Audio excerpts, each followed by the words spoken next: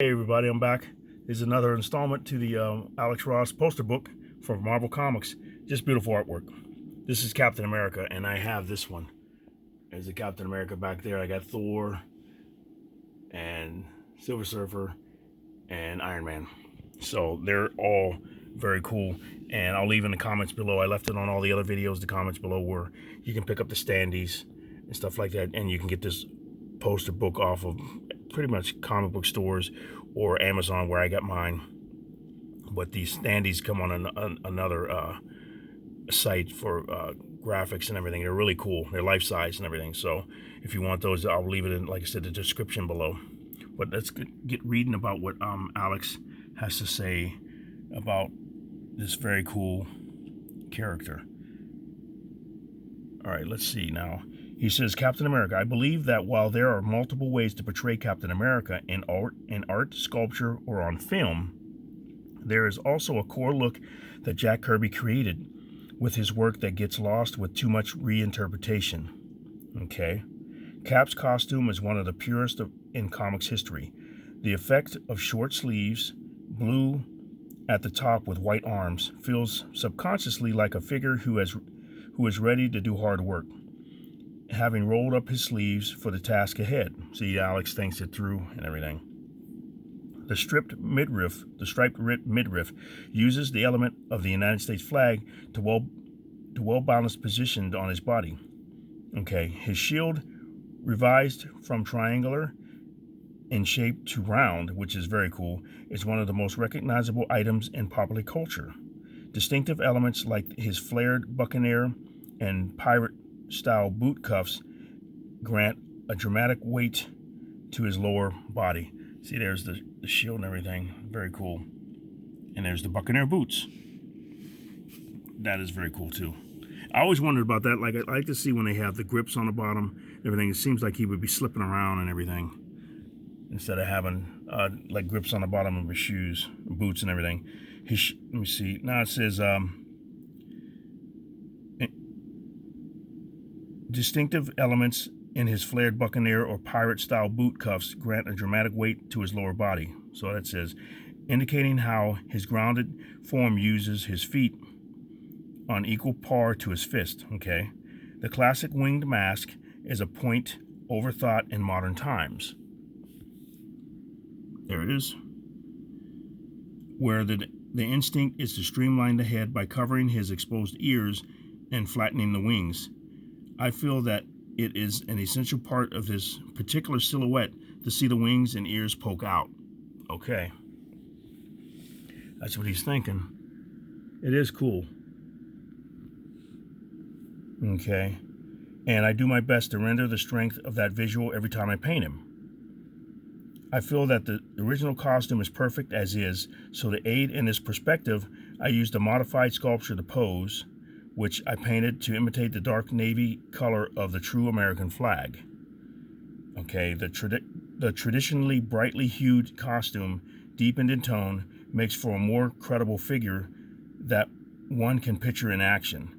The form that Kirby drew grew in size over the years, as his artistic evolution granted the character a physical heft that has become identified with the Steve Rogers Captain America heroic idealism.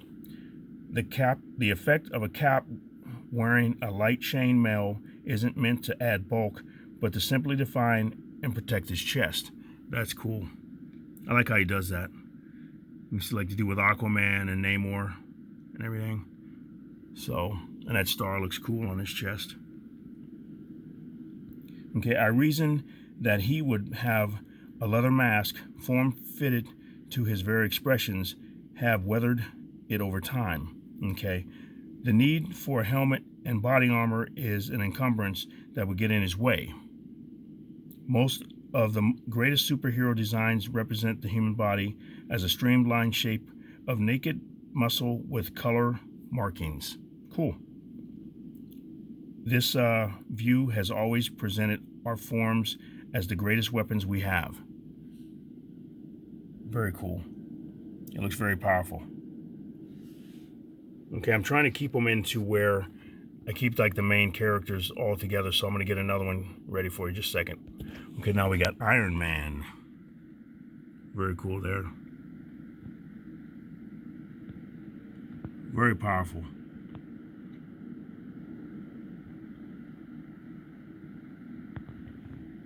Okay, let's see what he has to say about Iron Man. It's nice to see a world where one of your favorite characters becomes as beloved to others as they were to you. Cool.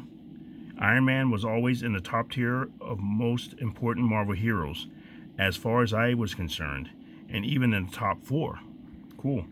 For comics readers who had followed him for a long time, we knew how important he was to Marvel history and how inherently cool he was.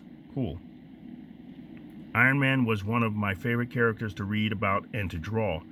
I loved how the simple graphic 3 lines of his helmet's eyes and face gave his face a stoic impression. The classic armor for Tony Stark Iron Man is actually his 3rd or 4th, after 2 versions of his larger Kirby-initiated big can armor.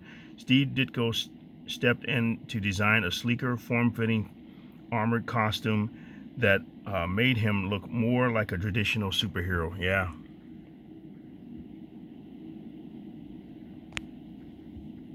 Cool. Okay, this was the red and gold combination that would inspire his updates. Ditko's first details were refined with a couple of tweaks, leading to the suit Stark would wear for the next 20 years or so. Given that this was my first introduction to Iron Man, aside from the fact that there was a short-lived nose piece added, and it's the look that would span the most notable points in the character's history, I have always tried to reinforce its importance. Okay, my main approach is to embellish the armor's contours with a full mirror-like chrome finish, and he did. That is so cool. Just the shine on everything. Wow.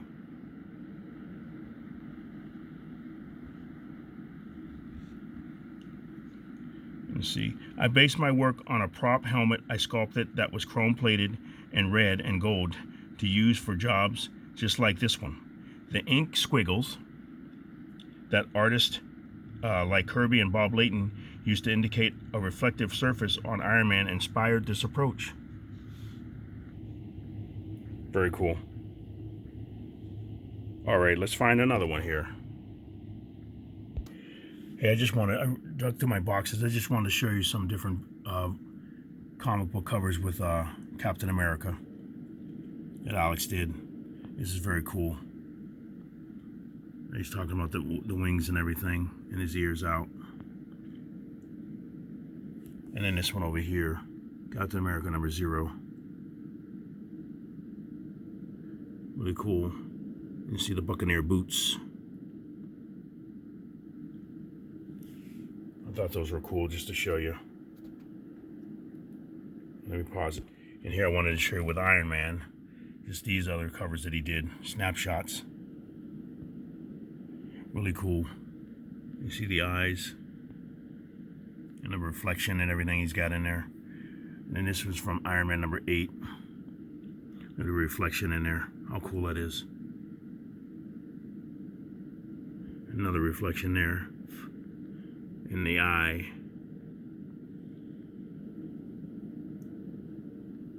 And then over here on this one, #17, Iron Man. You can see the eyes in there. And how the reflection is, it's really cool.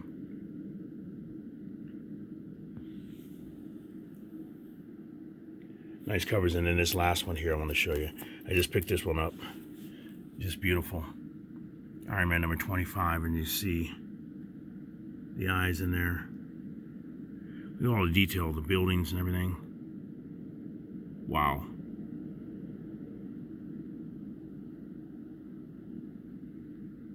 This is very cool. All right, go to another one. Now let's talk about Thor here. Look at this Thor here. Wow. The helmet and everything. How the suit is, and look how big the hammer is. It's like, man. and the cape flowing. So I got Thor over here, where they cut the cape off so it doesn't stick out as much. There, it doesn't flow as much. It would have stuck out a lot if they'd have kept it on there. That hammer is like huge. Mjolnir, man, look at that. See what he says about Thor. He said, I've often had trouble as to how to perceive Thor.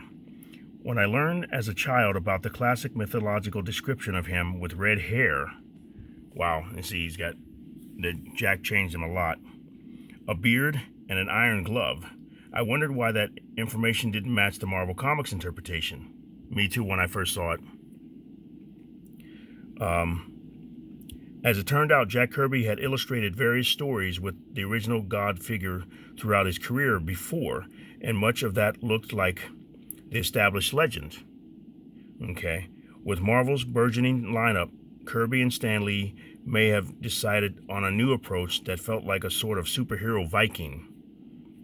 Cleaned up for the 60s youth they hoped to entice with his adventures.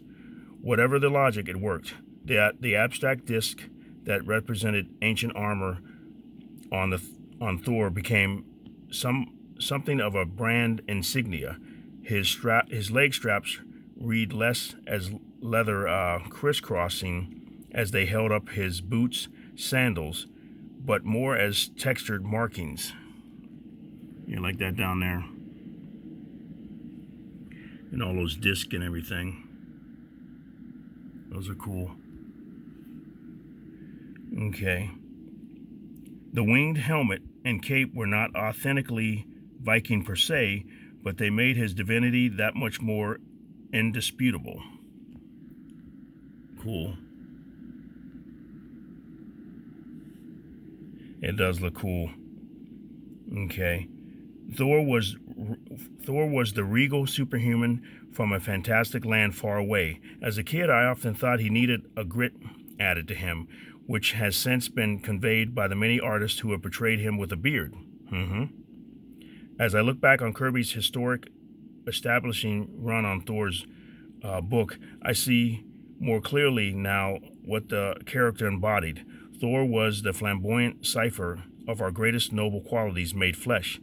He often was our guide into the established legends of Norse, Greek, Roman, or other mythology, as well as the new imaginations of worlds, enemies, and creatures that Kirby could conjure from his pen. Thor was our gateway to all of that. That's very cool. As well as the new imaginations. Let me see. Thor was our gateway to all of that. His own definition was meant to be less of a distraction to that goal. Arguably, Thor wasn't necessarily meant to be cool because he was greater than that. He was pure, it says. He was pure intentions and grace form used as a storytelling ferryman, transporting us to somewhere new and exciting. That said, I came to love his graphic look and the subtleties found within him. For one, Thor is big, really big, and both more muscular and taller than the hero leads he usually teamed with. Yeah, he's big, including Captain America. You see, and Iron Man. Thor's features were distinctly handsome and attractive, never warrior-like. It portrayed the way Kirby hinted at. I believe you get a vibrantly hued, chrome-winged, helmet-adorned Titanic figure that you wouldn't be able to take your eyes off of. So he's huge. And like I said, Chris Hemsworth is really cool in comic books, or the movies, I mean. And he looks like that. He just looks like Thor. He's huge, handsome and everything like that. And he got the beard and everything. So he was really a cool. I'm not sure if Jack Kirby got a chance to see him at all or not. But wow, I'm sure he'd have been proud just how they handled all the characters. Okay, let's get another one in here. I wanted to show you the book I got. This one's really cool too. I like how Alex did this. Very cool. Thor number 13 variant. Look at the shine in the helmet. He's got reflection of everybody in front of him. He's just really good at that. good at that. And then like on the disc and everything. And then on the table, the shine and everything's like, wow. All right, I just wanted to show you that one. But here we go. Here's the last one here. This is the Hulk. Look at him. Wow, wow, wow. Huge, man.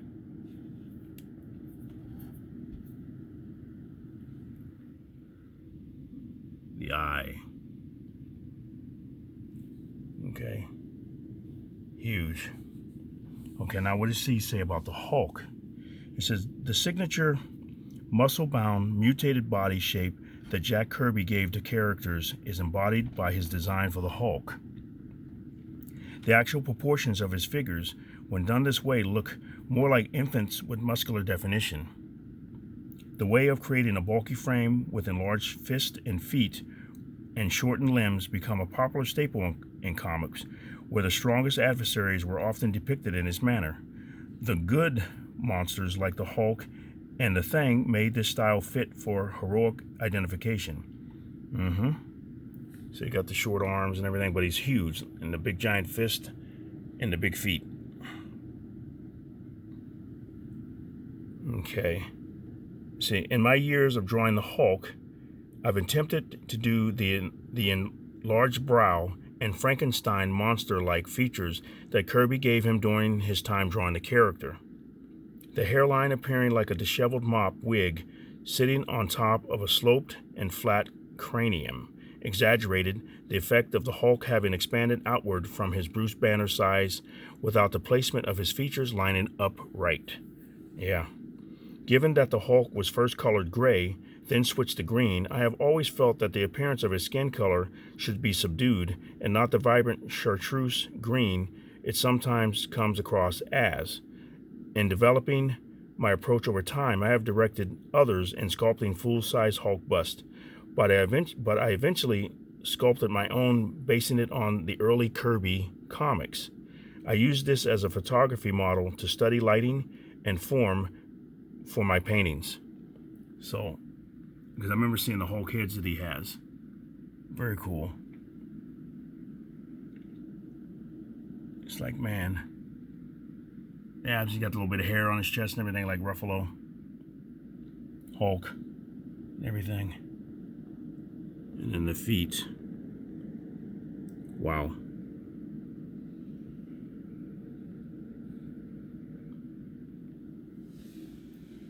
Here's something else I want to look at. I'm going to show these comic books here.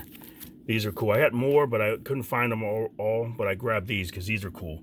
I like this one. This is from Hulk number 5. This is very cool. A few years old. Then we got this one. This is really good here. The Immortal Hulk number 41. I love this cover. This is so cool. It's funny too. It's comical as well. Look at that. How would they get in that booth? You can see in the background with the Thing, he's got the reflection and people are looking. He's squished in there. And then you got him in there. Wow. He's eating soup. And he's squishing and crushing everything in his foot. Wow. And you got the waitress there's looking sassy saying, okay. You want a refill on that coffee? That's funny. And that almost looks like Bruce Banner there. Like he's got the reflection of the Thing here, but this looks like a reflection of Bruce Banner from one of the other covers. But he's got a reflection instead of the reflection of the Hulk. This is an awesome cover. I wonder who bought this one, if anybody has it, if he still has that. That'd be at least $50,000 or something to buy that. 25 to 50. Wow. All right. But that's it for this one now. I'm going to go do the X-Men next. So thank you very much for watching. Let me know what you think. You guys have a great day, and Collector Dude is out.